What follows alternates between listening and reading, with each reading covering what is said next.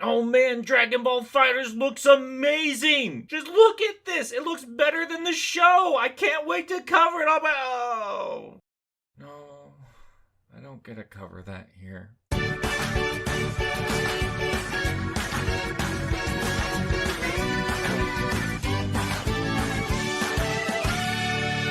Hello there, I'm Nick, and this is the Game Apologist, where we look for the good in bad games. The Dragon Ball franchise needs no introduction. It's one of the most influential manga and anime series of all time. And of course, that goes without saying that it also gets a ridiculous amount of video games, arguably the best of them having recently been released. So of course, we're not going to talk about it, or really any of the games that hit the consoles. Today, we're going to look at the Dragon Ball Z plug and play. This was part of a weird trend pretty prevalent about 10 years back.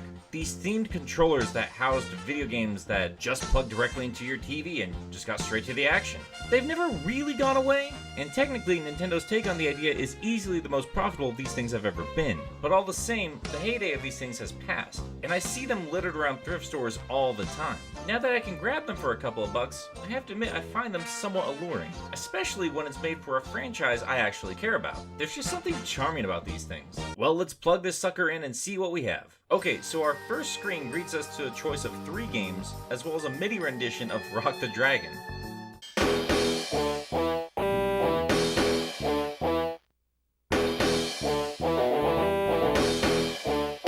Doesn't sound great, but then again, Funimation's soundtrack sounded like it was made with a Genesis sound chip, so...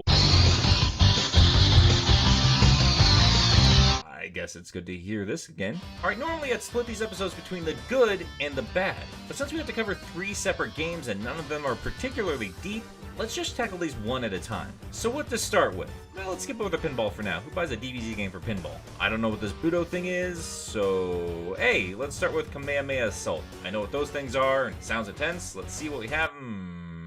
The objective is to collect all 7 Dragon Balls to your side of the screen, and you can only do that by ponging this green orb back and forth between Goku and Vegeta. You can also shoot off Kamehamehas to stun your opponent, and man, this is a confusing mess. Your character doesn't really move fast enough to properly volley the ball, and as far as I can tell, you can't really get a second player involved. So you just have the computer to annoy you for a few minutes before you close this game and never touch it again. Honestly, the idea isn't bad, but this is clearly the weakest game of the bunch. Let's move on to Budo Retsuden. Here we go. A fighting game. That's what we're here for. It's not very good. Again, you have the problem of being unable to play with a second person, which I hear is a pretty popular feature for fighting games. And the controls aren't super great since your control is literally a toy dragon you have to wiggle around. Rock the dragon indeed. Dragonball Z! That and the character selection leaves much to be desired. Complaints aside, the rest is fine. This isn't even the worst Dragon Ball fighting game out there. And surprisingly, it has a story mode. It's nothing special, but the extra care is appreciated. From what I've been reading, this actually plays a lot like a stripped-down Super Butoden 2. It's not a game I've played, but if I had, I'm sure I would appreciate that too. Okay, 2 down, 1 to go. At this point, expectations are well set. Obviously, the fighting game is the main draw, and these other 2 games are just stuffed in so they could advertise 3 games in 1 on the packaging. Let's just get this over with. Here's the pinball game, and it has Goku as the ball launcher? Well, that's kinda cute. And this table is surprisingly detailed. Even the flippers look like Saiyan armor. The controls are responsive, and you get objectives. And boss fights. Guys, this game is actually pretty good. Oh, okay, it's really good. I'm not even kidding. There's a lot of content here. Like enough that I'm surprised that this wasn't released as a standalone Game Boy Advance game.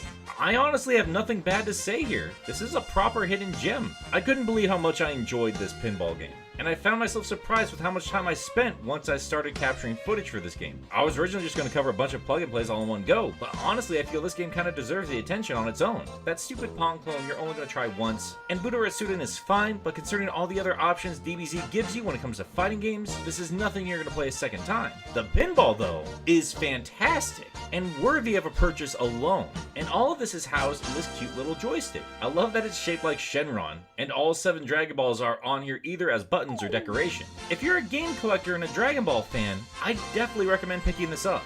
And that's it for today, guys. Let me know what you thought about this video. I tackled this because I knew it would only be 5 minutes, and like an actual 5 minutes, not DBZ 5 minutes, that ends up lasting half of a season. And because of this, I knew I could get this out a little bit faster. Let me know if that worked for you or not, because I do have a lot more of these stupid toys to play around with, and I need to talk about something besides Sonic every now and then. Otherwise, if you have a game suggestion, let me know. And if you like this video, please lend me your energy and spirit bomb that like and subscribe button.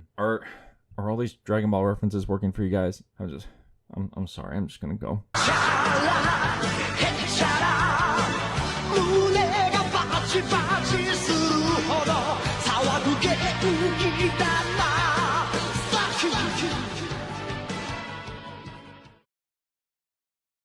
I did it. No more danger.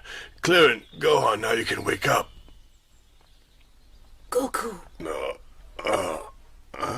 How are you, Dad? You're all here. I'm really glad to see you two. And me? Yes, you too, Dragon.